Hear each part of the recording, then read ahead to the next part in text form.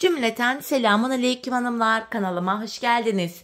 Bugün sizlere kalpli çok güzel bir 5 şiş patik modelinin baştan sona anlatımını yapacağım. Ben patiğimde kırmızı ve krem tonlarında 2 tane patiklik ip kullandım. İplerimi şöyle bir kenara alıyorum. Patiğimde kullandığım şişlerim ise 3 numara hanımlar. Zaten numaraları da bakın üstlerinde yazıyor. Ve hemen modelimi göstereceğim. İşte modelim bu şekilde. Çok güzel, çok şık bir patik oldu hanımlar, gördüğünüz üzere. Modelimiz bu şekilde. Patiğimin bu ön bölümüne kalp deseni yaptım. Böyle yandan kalplerimiz var. Diğer bölümlerine de böyle kırmızı benekler yaptım. Patiğimiz çok şık, çok tatlı durdu. Hanımlar, bu patik benim elimin ölçülerine göre 37, 38 ve 39 numara ayaklar için uyumlu oldu. Hemen patiğimize başlamak istiyorum. Burun kısmından başlayacağız hanımlar. 12 ilmek atarak. Ben 12 ilmeğimi atacağım. Şöyle. Şu birinci ilmeğim. Şu 2. 3. 4. 5. 6. 7. ilmeğim. 8. 9. 10, 11 ve bir ilmek daha atıyorum, 12. 12 ilmeğimi attım. Şimdi geri dönüyorum hanımlar. Geri döndüğümüzde bakın arka yüzdeyiz. İkinci şişimi alıyorum, örmeye başlayacağım. İlk ilmeğimi örmeden aldım. Devamında gelen diğer ilmeklerimi ters olarak örüyorum. İlk sıramda ilmeklerimi arka yüzde ters örüyorum.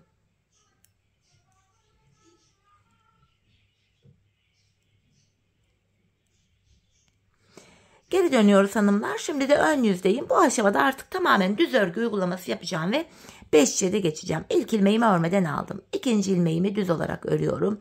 Üçüncü ilmeğim 4, 5, 6. İlk 6 ilmeğimi ilk şişimle ördüm.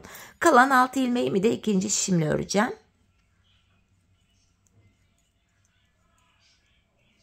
...12 ilmeğimi 6'şar 6'şar 2 şişime paylaştırdım. Şimdi hiç geri dönmeden ilk başladığımız yerlerden ilmekler çıkaracağız hanımlar. İlk ilmeğimi hemen şu kenardan çıkaracağım. Bakın, ilmeğin iki kanadına birden giriyorum. Şişimle ilk ilmeğimi buradan çıkarıyorum. Devamında bu başlangıç yerlerinden ilmek çıkartabilmek için de tığımdan yardım alacağım. Çünkü başlangıç yerlerimiz biraz sıkı. Şöyle bakın, şu ikinci ilmeğimi çıkarttım. Üçüncü şişime taktım. Şu üçüncü ilmeğim. Bakın hanımlar, başlangıç yerine ilmeğin iki kanadına birden girerek ilmek çıkartıyoruz. Şu dördüncü ilmeğim. Şu 5. Şu da 6. Şimdi bir 6 ilmek daha çıkartacağım. Onu da dördüncü şişime takacağım. Şu 1. 2. 3. 4. 5 ve hemen şu kenardan girip bir ilmek daha çıkartıyorum, 6. Böylece hanımlar 4 şişimde de 6'şar tane ilmeğim oldu. 5. şişimi aldım, örmeye başlayacağım.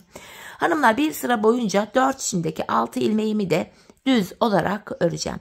5 şiş patikte bir sıra dediğimiz olay şudur. 4 şişimizdeki ilmeklerimizi de örüp tamamlayınca bir sıra örmüş oluyoruz. İkinci şişime geldim. Şimdi boşalan şişimi de ikinci şişimdeki 6 ilmeğimi de örüyorum. Tamamen düz örgü uygulaması yapacağız hanımlar artık. Tekrardan boşalan şişim ile 3. şişteki 6 ilmeğimi öreceğim.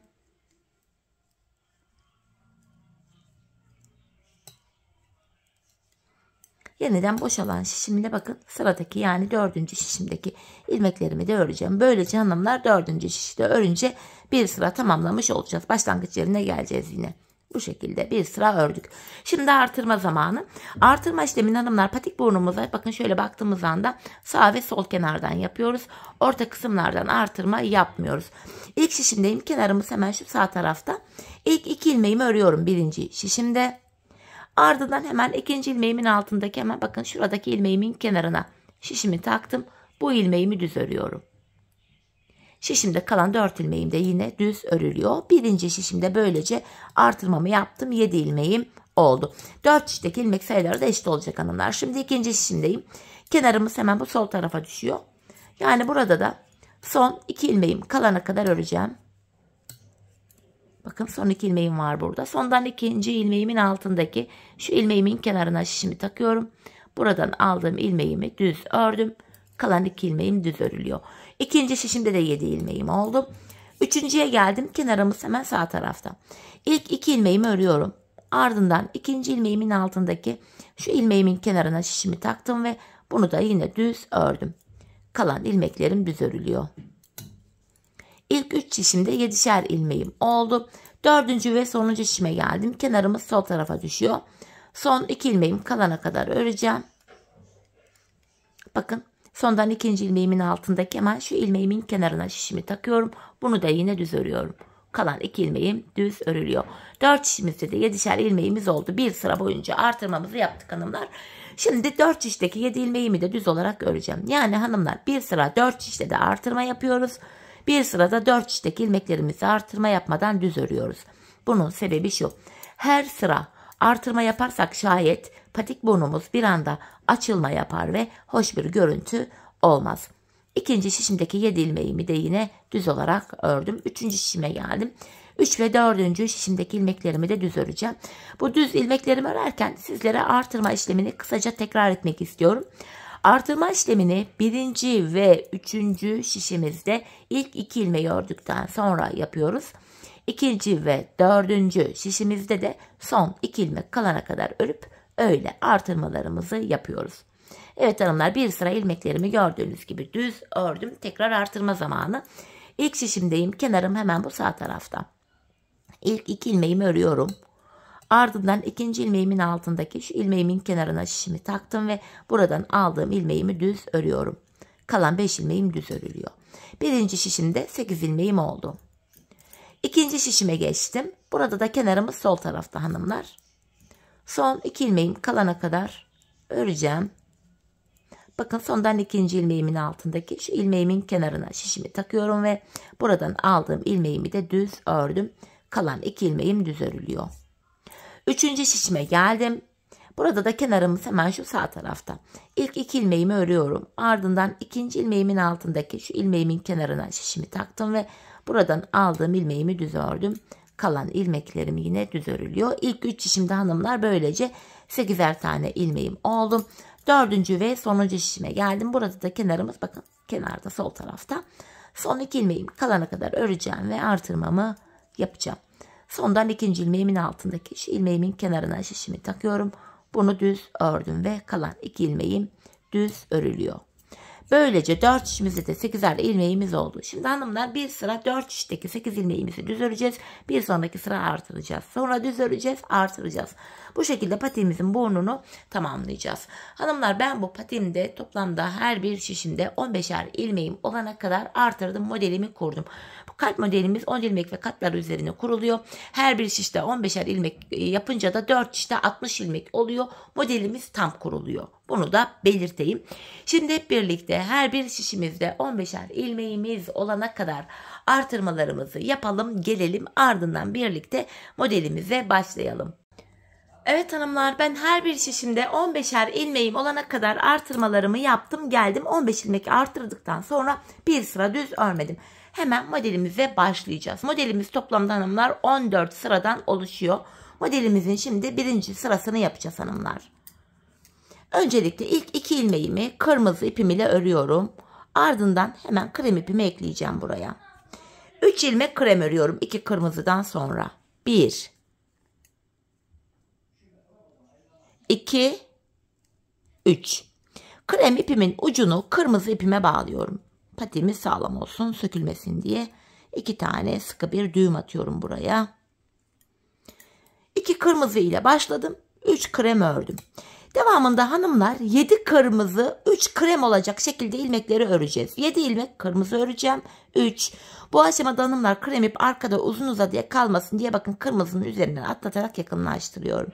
Şu 4. kırmızım 5, 6, 7. 7 kırmızımı ördüm. 3 tane krem öreceğim. 1, 2, 3.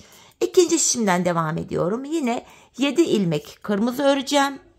1, 2, 3. Hemen şöyle krem ipimi yine kırmızının üzerinden atlatarak yakınlaştırıyorum. 4. kırmızım 5, 6, 7. Yanına 7 kırmızıdan sonra 3 tane krem örüyorum. Tekrar kırmızımı aldım. 7 kırmızı, 1, 2, 3, 4. Yine kremimi yakınlaştıracağım hanımlar. Şöyle atlatarak gidelim. Arkada uzun uzun kalınca kötü görüntü olur. Şu 5. Bu aşamada hanımlar bu ip geçişlerinde arkadaki ipleri biraz esnek bırakalım. Patiğimiz böyle gergin durmasın. Model bozulur. Hem patik ayağa da girmez, dar olur. Burada 5 tane kırmızım olmuştu. Devam ediyorum 3. şişimden. 6, 7. Sonra tekrar kremimi aldım. 3 tane kremimi öreceğim. 1, 2, 3. Tekrardan kırmızımı aldım. 7 kırmızı, 2, 3. Bakın yine kremimi yaklaştırıyorum. 4, 5, 6, 7. Yanına yine 3 tane krem örüyorum. 4. şişimden devam ediyorum modelime. Tekrar kırmızımı aldım. 7 kırmızı öreceğim. 1, 2, 3, 4. Hemen kremimi yakınlaştırayım yine. 5, 6, 7. Yanına 3 tane krem örüyorum. Ve şişimde kalan son 5 ilmeğim kırmızı ile örülüyor. 4 ilmek ördükten sonra yine kremimi yakınlaştıracağım. Hanımlar 5. ilmeğimi de ördüm. Modelimizin 1. sırasını tamamladık. Şimdi geldik modelimizde 2. sıramıza. Bu sıramızda hanımlar ilk ilmeğimi kırmızı ile öreceğim. Bir tane kırmızı ördüm. Hemen elime kremimi alıyorum. 5 krem öreceğim. 1, 2, 3, 4, 5. 5 krem, 5 kırmızı olacak şekilde modelimizin 2. sırasını öreceğiz. Şimdi de 5 kırmızı örüyorum. 4, 5. Tekrar kremimi aldım. 5 krem, 2. 3. 4. 2. şişimden devam ediyorum. 5 kremimi ördüm. Tekrar kırmızımı alıyorum. 5 kremden sonra 5 kırmızı. 3, 4, 5. Yeniden 5 krem. Hanımlar 5 krem, 5 kırmızı olacak şekilde ilmeklerimizi örüyoruz. Yeniden kırmızımı aldım. 5 tane kırmızı örüyorum. Devam ediyorum. 4. kırmızımı örmüştüm. 5. kırmızımı da 3. şişimden alarak ördüm. Tekrar kremimi alıyorum. 5 tane krem öreceğim. 3, 4, 5. Ve yeniden hemen yanına 5 tane kırmızı. 3, 4, 5. Tekrardan şöyle kremimi aldım. 5 tane krem. 4 şişimizde de hanımlar aynı işlemi tekrar ediyoruz. 4. şişime geçtim. 5. kremimi ördüm. Kırmızımı alıyorum. Hemen yanına 5 tane kırmızı örüyorum. 3, 4 ve 5. Yeniden kremimi aldım. 5 krem. Şişimde hanımlar son 4 ilmeğim kaldı. Bunu da kırmızı ile örüyorum. Bu şekilde modelimizin 2. sırasını da tamamladık. Geldik modelimizde 3. sıramıza. Bu sıramızda da hanımlar ilk 7 ilmeğimi krem ile öreceğim.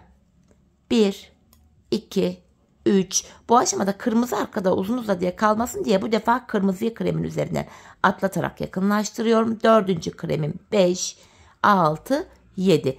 İlk 7 ilmeğimi krem ile ördüm. Alttan şöyle kırmızımı aldım. Arada 3 tane kırmızım var. Bu sıramızda da hanımlar 7 krem 3 kırmızı olacak şekilde ilmekleri öreceğiz. Yeniden 7 krem örüyorum. 3 oldu. 4, 5. İkinci şişimden devam ediyorum. 6, 7 kremimi ördüm. Araya 3 tane kırmızı öreceğim. 1, 2, 3. Kremimi aldım. 7 krem. 7 krem 3 kırmızı. Hemen kırmızımı yakınlaştırıyorum. 4. kremim 5, 6, 7. Yanına 3 tane kırmızı. 1, 2, 3. Diğer hanımlar 2 şişimizde de yine bakın 3 kırmızımı ördüm. 7 krem 3 kırmızı olacak şekilde diğer alttaki 2 şişimizdeki ilmeklerimizi de bu şekilde örelim gelelim.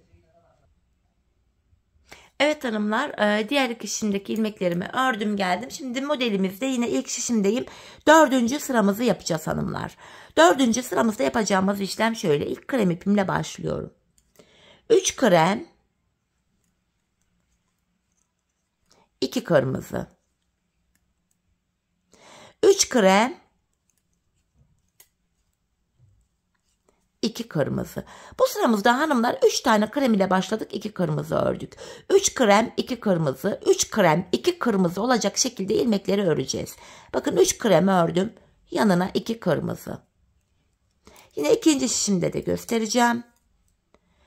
3 tane krem, 2 tane kırmızı. 3 krem, 2 kırmızı. 3 krem, 2 kırmızı. Modelimiz bu şekilde devam ediyor. İlk iki şişimizdeki ilmeklerimizi ördük. Şimdi 3 ve 4. şişimizdeki ilmeklerimizi de aynı şekilde 3 krem, 2 kırmızı olacak şekilde örelim, gelelim. Evet hanımlar, diğer iki şişimdeki ilmeklerimi de size tarif ettiğim gibi ördüm, geldim. Şimdi de modelimizde 5. sıradayız. Bu 5. sıramda da yapacağım işlem şöyle. İlk 3 ilmeğimi krem ile örüyorum. 3 tane krem, yanına 3 tane kırmızı, 3 kırmızı, tekrardan kremimi aldım, 3 krem, 1 kırmızı. Model böyle devam edecek. 3 kırmızı, 3 krem, 3 krem, 3 kırmızı, 3 krem, 1 kırmızı. Tekrardan 3 krem, 3 kırmızı, 1, 2, ikinci şişimden devam ediyorum. Tekrardan 3 krem, 1 kırmızı. Yeniden diğer kalbime geçtim. 3 krem, 3 kırmızı, 3 krem, 1 kırmızı.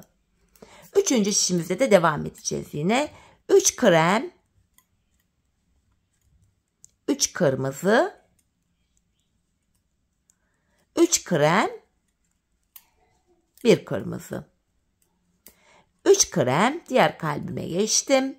3 kırmızı. 4. şişimden devam ediyorum. 3. kırmızımı buraya ördüm. Tekrardan 3 tane krem, 1 tane kırmızı. 3 krem, 3 kırmızı, 3 krem, 1 kırmızı. Bu şekilde hanımlar modelimizin 5. sırasını tamamladık. Geldik modelimizde 6. sıramıza. Bu 6. sıramızda hanımlar ilk ilmeğimi kırmızı ipim ile örüyorum. İlk ilmeğimi kırmızı ile ördüm. Yine bu sıramızda da hanımlar 3 krem, 3 kırmızı, 3 krem, 1 kırmızı. İlk ilmeğimizi kırmızı ile ördük. 3 krem, 3 kırmızı, 3 krem, 1 kırmızı. Aynı işleme devam edeceğim. Tekrardan 3 krem, 3 kırmızı.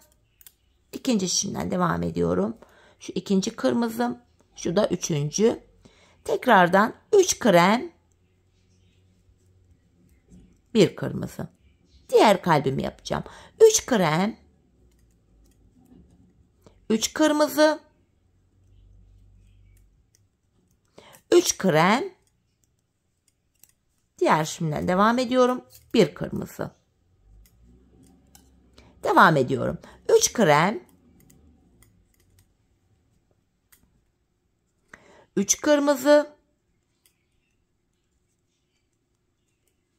3 krem, 1 kırmızı. Diğer kalbimi yapacağım. 3 krem, 3 kırmızı. 4. şişimdeyim. Şu ikinci kırmızım. Şu 3. Tekrardan 3 krem, 1 kırmızı. Sonuncu kalbimi de aynı şekilde yapacağım. 3 krem, 3 kırmızı ve 3 krem örüyorum. Bu şekilde hanımlar. Modelimizde 6. sıramızı böylece tamamladık. Şimdi geldik modelimizde 7. sıramıza. Bu sıramızda hanımlar şöyle kırmızı ipimi alıyorum. İlk 2 ilmeğimi kırmızı ile örerek devam edeceğim. İlk 2 ilmeğim kırmızı. Sonrasında kremimi alıyorum. 3 krem, 3 kırmızı, 3 krem, 1 kırmızı. Modelimiz böyle devam edecek. 3 krem, 3 kırmızı, 3 krem, 1 kırmızı. Tekrardan 3 krem. İkinci şişimden devam ediyorum. 3 kırmızı, 3 krem, 1 kırmızı. Devam ediyorum, yine diğer kalbimi yapacağım. 3 krem, 3 kırmızı, 3 krem. Üçüncü şişimdeyim. Üçüncü kremimi örüyorum. Yanına 1 kırmızı. Diğer kalbimi yapacağım şimdi. 3 krem, 3 kırmızı, 3 krem, 1 kırmızı. Diğer kalbime geçtim. 3 krem. Diğer şimdiden devam ediyorum dördüncüden. 3 kırmızı. Tekrar kremi aldım. 3 krem. 1 kırmızı. 3 krem. 3 kırmızı. Ve dördüncü şişimdeyim. Sonraki ilmeğimi de krem ile örüyorum. Bu şekilde. Modelimizde 7. sıramızı tamamladık. Geldik 8. sıramıza. Kalbimizin ilk yarısını bitirdik hanımlar. Bakın model üzerinde göstereyim. Şuradan ilk yarıyı bitirdik. Şimdi ikinci yarıda renklerin yerleri değişerek modelimizi tekrardan yapacağız. Şöyle. Bu aşamada hanımlar ilk ilmeğimi kırmızı ile örerek başlıyorum. İlk ilmeğim kırmızı. Sonrasında yanına bir krem ördüm. Bir tane kırmızı, 8. sıramızdayız. Bir tane krem ördüm. Bu aşamada hanımlar şöyle yapacağım. Kırmızı olan ilmeklerimi, krem olan ilmeklerimi kırmızı ile, kırmızı olan ilmeklerimi de krem ile örüyorum. Bakın 3 tane kırmızımı krem ile ördüm. 3 kremimi kırmızı ile örüyorum. Bir kırmızım var krem ile. İlmeklerin rengi değişerek örülüyor. Bakın 3 kremimi kırmızı ile ördüm. Bu şekilde ikinci şişimden devam ediyorum. Burada da 3 tane kırmızı ilmeğim var. Bu 3 kırmızımı da krem ile örüyorum. Modelimin 8. sırasında krem ilmekler kırmızı ile, kırmızı ilmekler de krem ile örülüyor. Bakın 3 kremimi kırmızı ile ördüm. Arada bir kırmızım var. Krem ile örüyorum bunu. İlmeklerin rengi değişerek örülüyor bu sıramızda. Tekrardan 3 kırmızım var. Bu 3 kırmızıyı krem ile ördüm. Kremleri de kırmızı ile. Hanımlar modelimizin 8. sırasında yapacağımız işlem bu. İlmekleri renklerini değiştirerek gördüğümüz gibi örüyoruz. Kırmızıları kırmızı, kırmızıları krem, krem ilmekleri de kırmızı ile. Diğer iki şişimizi de aynı şekilde örelim gelelim. Evet hanımlar, ilmeklerimi ördüm ve geldim. Şimdi modelimizde 9. sıradayız. Bu sıramızda hanımlar ilk ilmeğimi krem ile örüyorum. Bir tane krem. Bir krem ile başladım. Yanına 3 tane kırmızı öreceğim. 1, 2, 3. Yanına 3 tane krem. 1, 2, 3. Tekrardan 3 tane kırmızı. 1, 2, 3. Buradaki bir kremim vardı. Hemen bu sağa doğru kayıyor. Bir tane krem ördüm. Tekrardan yanına 3 tane kırmızı. 3 tane krem. İkinci şişimden devam ediyorum. İkinci kremim şu da. Üçüncü krem ilmeğim. Yanına 3 tane kırmızı. 1, 2, 3. Tekrardan bir krem. 3 kırmızı. 3 krem. 3 kırmızı. Şimdi üçüncü şişimden devam edeceğim. Yeniden bir krem, 3 kırmızı, 3 krem, 3 kırmızı. Bir krem, 3 kırmızı, 3 krem. Dördüncü şişimdeyim.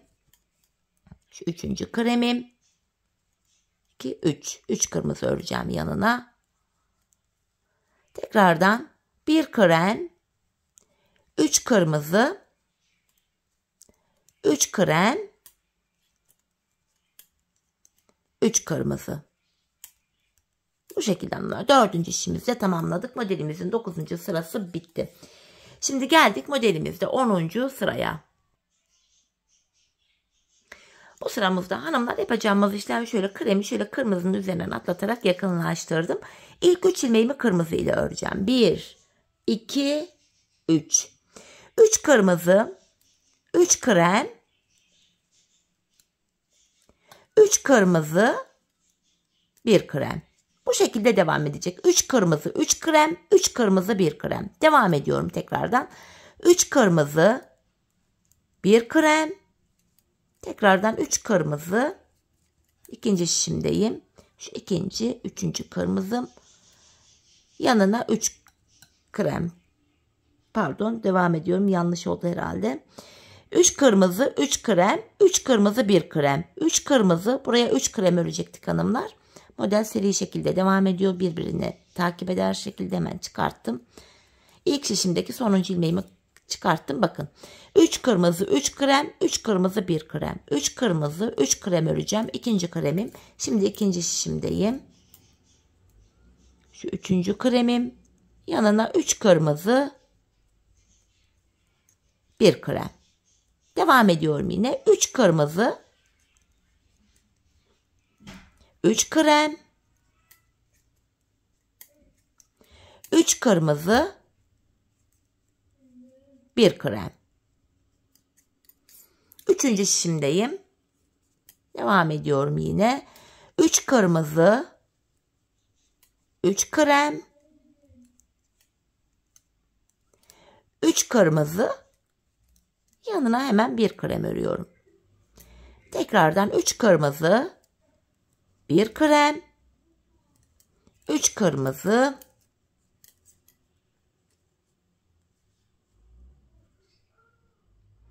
ne oluyor bana bu sırada? 3 kırmızı, 1 krem, 3 kırmızı, 3 krem olacaktı hanımlar. Şunu da kremini öreceğiz. Şu ikinci kremim, şu üçüncü kremim. Tekrardan 3 kırmızı,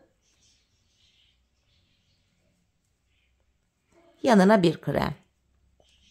Devamında yine 3 kırmızı, 3 krem,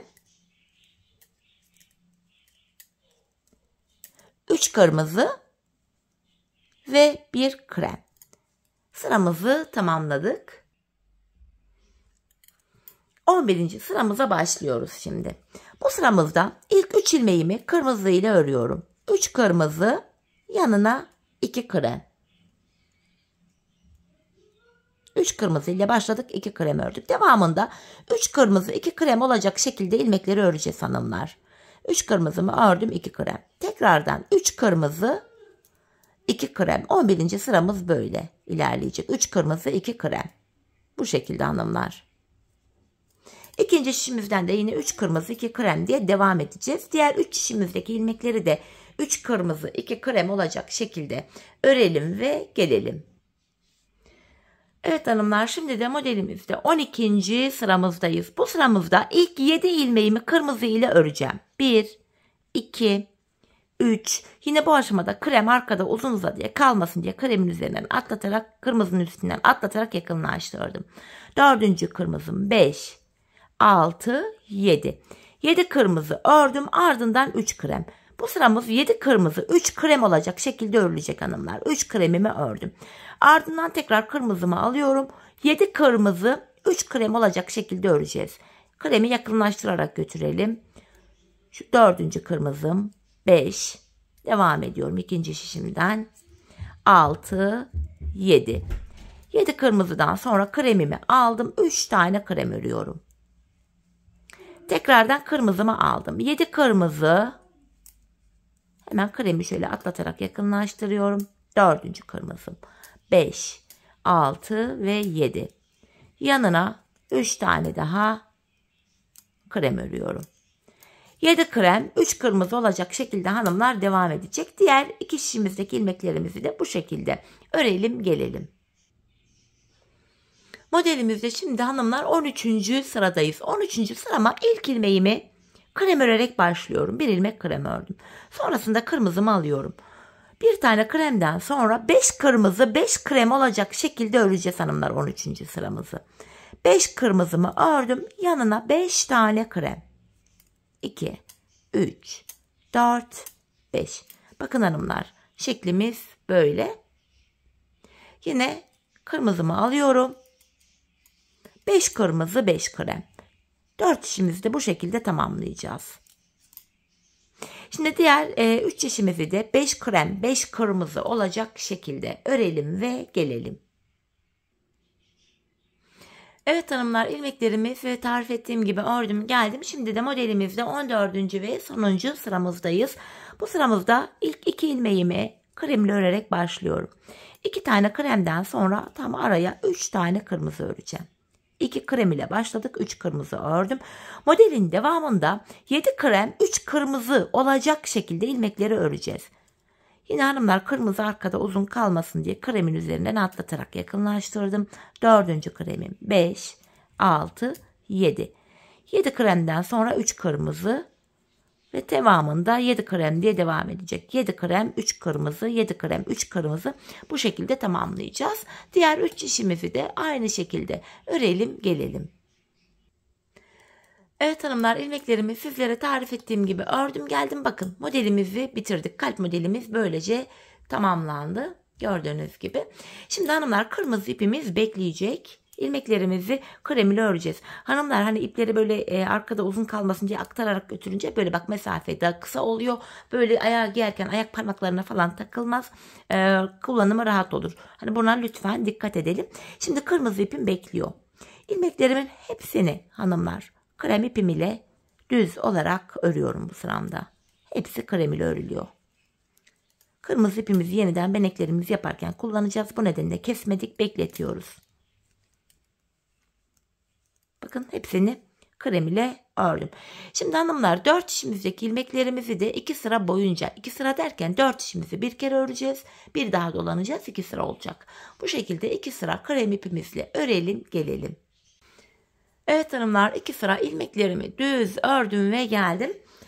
Şimdi şu beneklerimizi yapacağız hanımlar. Patiğimizin bu bölümündeki hemen şu beneklerimizi yapacağız hanımlar. Bunu da şöyle ilk ilmeğimi kırmızı ile örüyorum. 1 kırmızı 3 krem.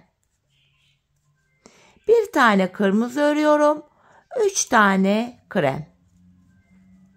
1 kırmızı 3 krem. 1 kırmızı 3 krem. Beneğimiz bu şekilde yapılıyor hanımlar. 3 krem 1 kırmızı, 3 krem 1 kırmızı şeklinde öreceğiz. Diğer 3 işimizi de bu şekilde tamamlayıp gelelim.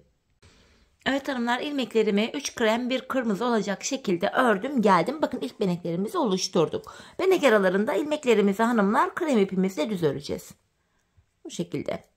Şimdi kırmızı ipimi kullanmıyorum. İlmeklerimin hepsini krem ipim ile düz olarak örüyorum. Her 2 sırada bir benek yapacağız hanımlar. Yani 2 sıra derken 4 işimizdeki ilmeklerimizi 2 sıra öreceğiz. Krem ipimizle sonra diğer benekleri yapacağız. Bu şekilde. Şimdi hanımlar, 4 işimizdeki ilmekleri de 2 sıra boyunca düz olarak krem ipimizle örelim ve gelelim. Evet hanımlar, krem ipimle 2 sıra ilmeklerimi düz olarak ördüm geldim. Bir diğer benekleri yapacağız. Bakın hanımlar, bir diğer benekleri alttaki 2 beneğin tam ortasına gelecek şekilde kuracağız. Yani benek aralarında 3'er tane krem ilmeğimiz vardı. Tam ortaya gelen şu ilmeğime benek yapacağım. Yani bu sıramda da ilk 2 ilmeğimi krem ipimle düz örüyorum. Ardından ortaya 1 kırmızı. Bu şekilde ikinci beneğimi de kurdum. Yine 3 krem 1 kırmızı olacak şekilde devam ediyoruz. 3 krem ördüm. Yanına 1 kırmızımı örüyorum. 3 ilmek krem. Yanına 1 tane kırmızı. 3 tane krem örüyorum. Yanına 1 tane kırmızı. Bu şekilde 3 krem 1 kırmızı olacak şekilde diğer 3 işimizde de devam edeceğiz. İkinci sıra beneğimiz bittikten sonra yine 4 şişimizdeki ilmeklerimizi de 2 sıra boyunca krem ipimizle öreceğiz. Sonra bu 3. beneklerimizi yapacağız hanımlar. 3. benekleri de yine alttaki bu beneklerin tam ortasına gelecek şekilde kuracağız. Sonra 3. benekten sonra tekrardan 2 sıra ilmekleri krem ipimizle düz öreceğiz. 4. benekleri yapacağız. Zaten ben bu patiğimin ön önündeki kalpten sonra bu üst bölüme bakın 1, 2, 3, 4 tane benek kurdum. 4. beneğim bittikten sonra da 4 içindeki ilmekleri de 2 sıra düz ördüm hanımlar. Ardından bilek ayrımını yaptım. Şimdi bakın zaten ilk beneği yapmıştık. Ardından 2 sıra düz örüp ikinci beneği kurduk. Bu şekilde hanımlar 4 tane benek olana kadar patiğimizin ön bölümünü örelim gelelim. 4. benekten sonra da 2 sıra düz örmeyi unutmayalım. Sonra birlikte bilek ayrımını yapalım. Evet hanımlar, patiğimin bu ön bölümüne 4 tane beneğimi yaptım. 4. benekten sonra da bakın ilmeklerimi 2 sıra düz ördüm geldim. Şimdi hanımlar bilek ayrımını yapacağız. Bunun için de öncelikle ilk şişimdeki ilmeklerimi öreceğim. Hanımlar bu aşamada bu kırmızı ipimi de kestim, buraya bağladım. Yeniden arka bölümündeki benekleri yaparken ekleyeceğim ipimi. Şimdi hanımlar burada ilmeklerimi son bir ilmeğim kalana kadar normal düz olarak öreceğim. Yani 15 ilmeğim vardı. İlk 14 ilmeğimi öreceğim öncelikle. Bakın ilk şişimdeki sonuncu ilmeğim ile ikinci şişimdeki ilk ilmeğimi alıyorum. Bu iki ilmeği bilek ayrım bölümünde şöyle yer değiştirerek örüyorum. Yer değiştirdim, ilk ilmeğimi ilk şişimle ördüm. Bilek ayrımında ilmekleri yer değiştirerek örme sebebim şu: bilek ayrımı daha sıkı ve sağlam oluyor hanımlar. Şimdi patiğimizin arka bölümüne geçtik. Ben bu kenarlarına patiğimde 5'er ilmek haroşa ördüm hanımlar. Örgümüzün hem ön hem arka yüzünde düz örgü örünce haroşa oluyor. Hem ön hem de arka yüzde ters örgü örünce yine haroşa oluyor. Ben her iki tarafta da düz örgü örerek haroşalarımı elde ediyorum. Şimdi ilk 5 ilmeğim haroşa düz olarak örüyorum. 3, 4, 5. Hemen ardından hanımlar kırmızı ipimi alacağım. Beneklerimi yapmaya devam edeceğim. Bakın alttaki 2 beneğin tam ortası 5 haroşamdan sonraya denk geliyor buraya. Şöyle baktığımız anda. Şimdi kırmızı ipimi buraya ekliyorum. Buraya bir tane kırmızı örüyorum. Beneğimi başlattım. Hemen kırmızı ipimin ucunu kremime bağlayacağım öncelikle. Bu şekilde 2 tane düğüm atıyorum. Yine arka bölüme de aynı şekilde 3 krem 1 kırmızı olacak şekilde beneklerimizi yapacağız. Bakın bir kırmızımı ördüm. Devamında kremimi alıyorum. 3 tane krem, 1 tane kırmızı. 3 tane krem, 1 tane kırmızı. Devam ediyorum. 3 krem. İkinci şişimden devam edeceğim. Diğer bilek ayrımına kadar öreceğiz hanımlar. Şu an ön yüzdeyiz. Arka bölümde ilmeklerimizi düz olarak örüyoruz. Hanımlar patiğimizin arka bölümünde ön yüzdeysek eğer düz örgü, arka yüzdeysek de ters örgü uygulaması yapıyoruz. 3 krem, 1 kırmızı. Hemen şu kırmızımı ördüm. Diğer şişime geçiyorum. Yine 3 krem, 1 kırmızı. Patiğimizin arkasına da böyle benek yapmayı tercih ettim hanımlar. Hani ip 2 katlı gitsin, hani patiğimizin arkası da böyle kalın olsun, sıcak tutsun diye.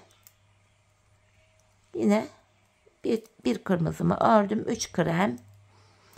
Bilek ayrımı yaptım. Son şişime geldim. Burada da son 5 ilmeğim kalana kadar aynı benek yapmaya devam edeceğim. Son 5 ilmeğim haroş olacak hanımlar. Tekrardan 3 kremimi örüyorum. 1 kırmızı, 3 krem, 1 kırmızı.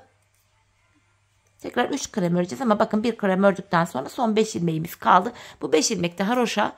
Bunları da düz olarak örüyorum hanımlar. Bilek ayrımına geldik. Yapacağımız işlem şu: bilek ayrımına kadar örüyoruz, geri dönüyoruz hanımlar. Şimdi de arka yüzdeyiz.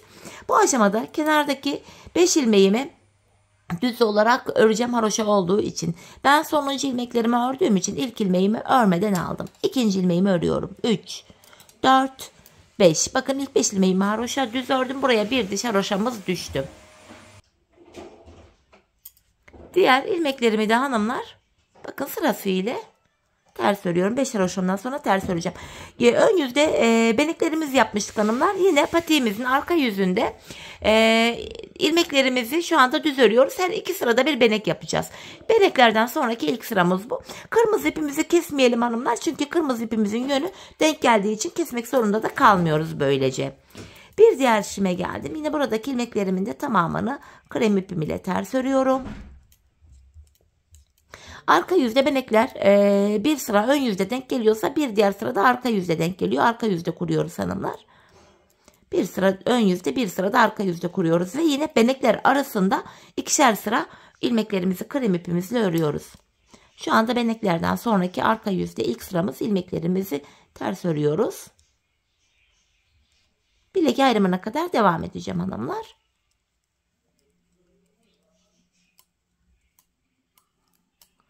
Bilek ayrımı yaptım. Son şişime geldim.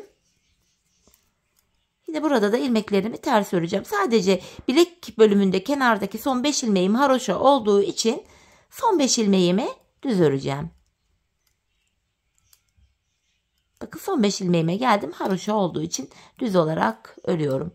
Sonuncu ilmeğimi de ördüm. Bilek ayrımına geldik. Tekrardan geri dönüyorum hanımlar.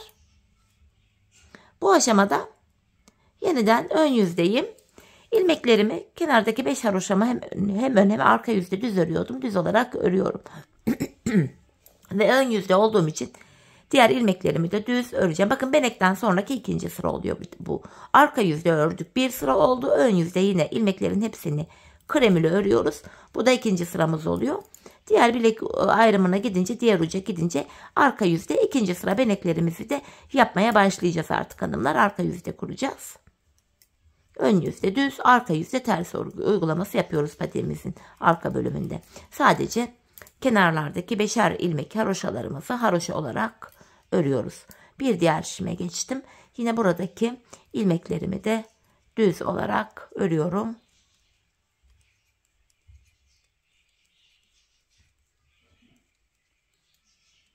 Son şişime geldim. Burada da ilmeklerimi tamamen düz öreceğim.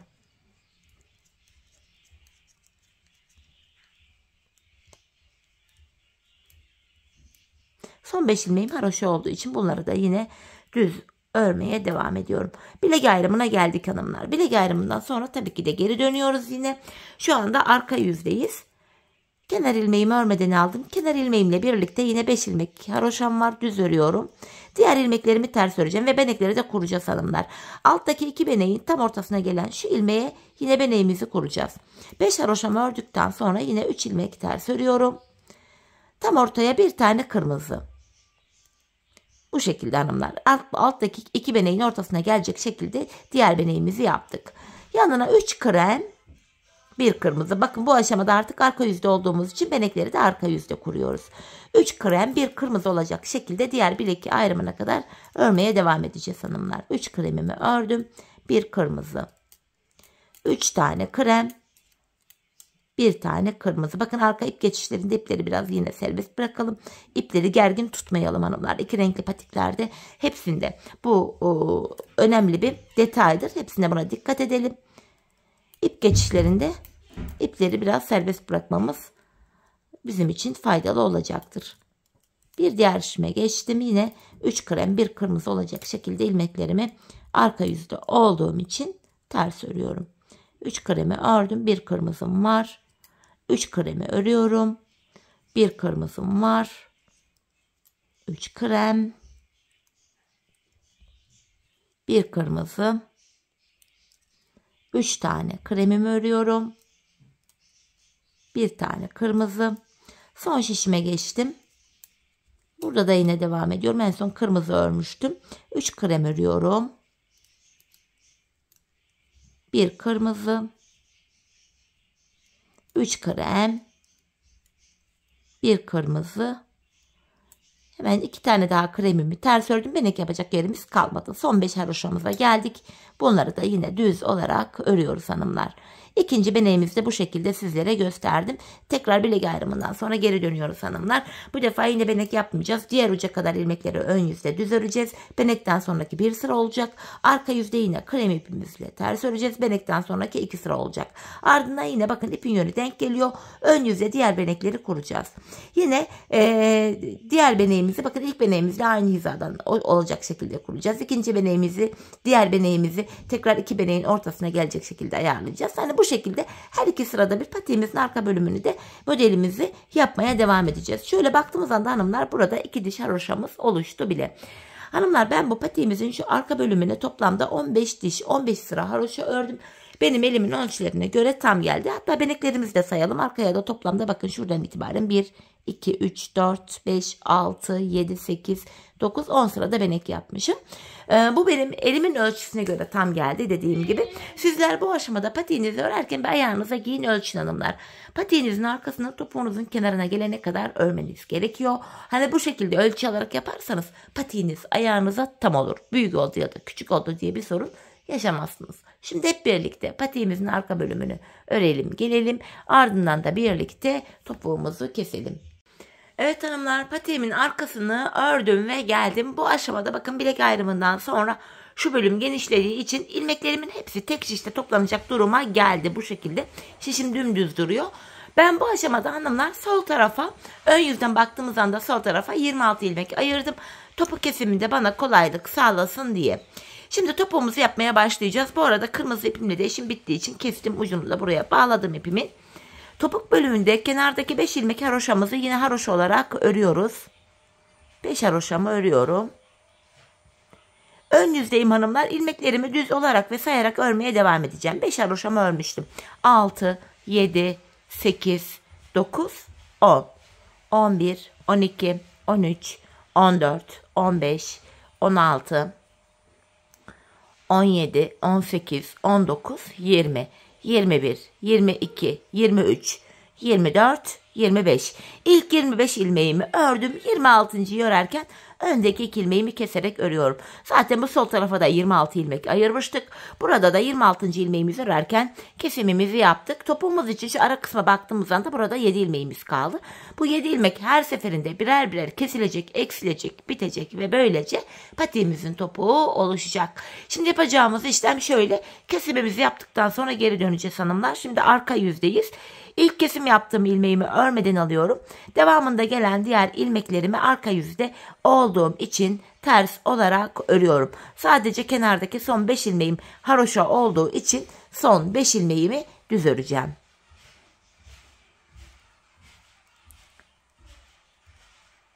Bu şekilde bakın son 5 ilmeğim kaldı. Buralar haroşa olduğu için düz olarak örüyorum hanımlar. Sıra sonuna geldik. Tekrardan geri dönüyorum. Yeniden ön yüzdeyim. Yine bir önceki sırada yapmış olduğum işlemin aynısını yapacağım. İlk 25 ilmeği öreceğim.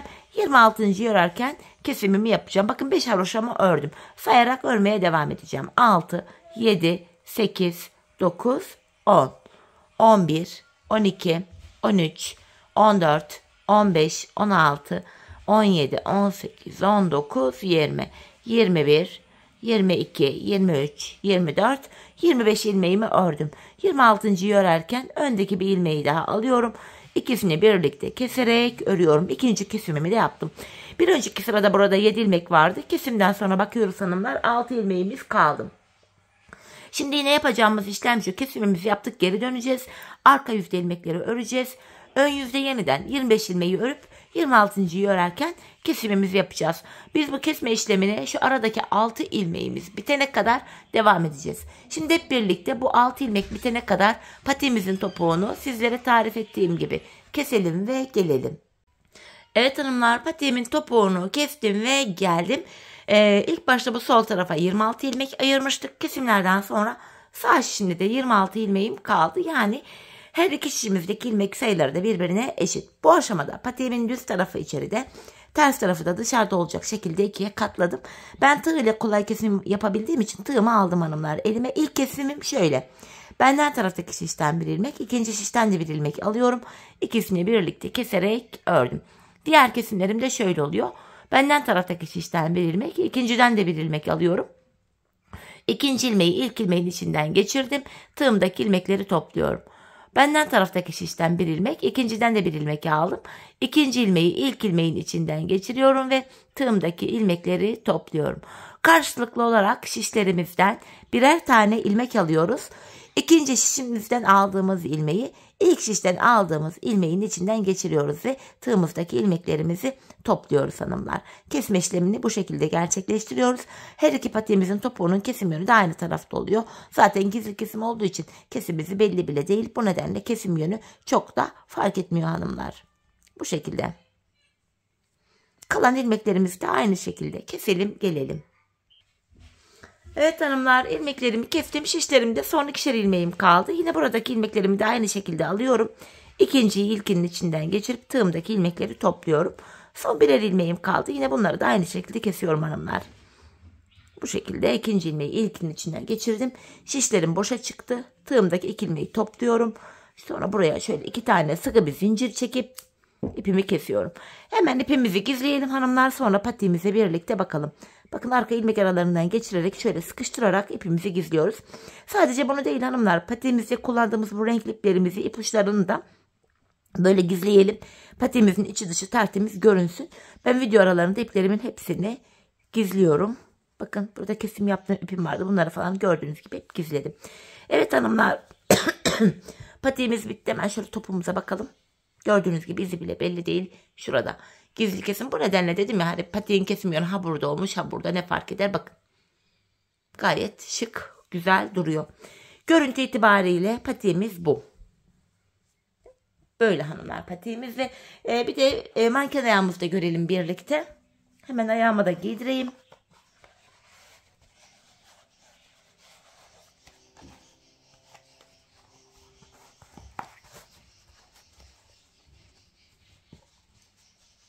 İşte hanımlar patiğimizin ayaktaki şekli de böyle. Şimdi biraz da düzelteyim, düzgün giydiremedim. Patiğimiz bu. Tabanımız, kenarlarımız